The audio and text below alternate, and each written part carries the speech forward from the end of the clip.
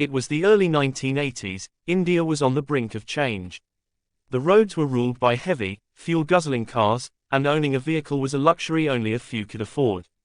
Then came a revolution on four wheels. A name that would change the Indian automotive landscape forever, Maruti 800.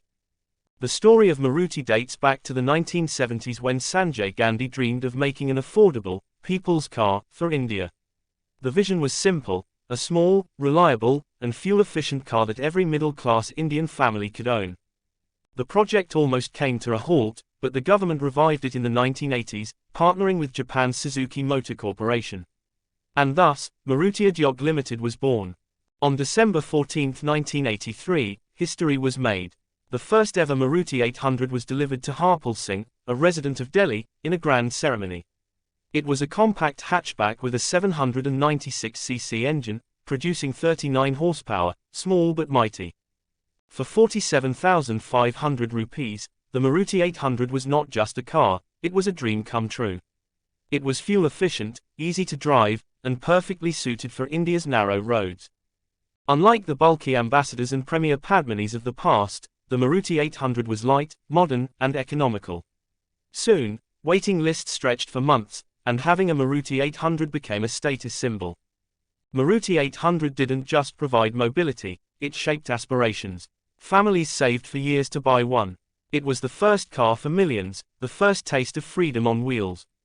With the success of the Maruti 800, Suzuki and Maruti introduced more models, from the versatile Omni to the stylish Zen. The brand became synonymous with reliability and affordability. As India opened up to the world, Maruti Suzuki adapted quickly. By the early 2000s, cars like the Alto and Wagoner were launched, but the 800 remained the king of the roads. By 2010, with stricter safety and emission norms, the Maruti 800 struggled to keep up. In 2014, after over 3 decades, Maruti Suzuki finally discontinued its production.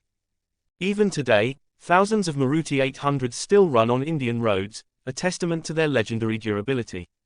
For those who grew up in the 80s and 90s, the Maruti 800 is more than just a car.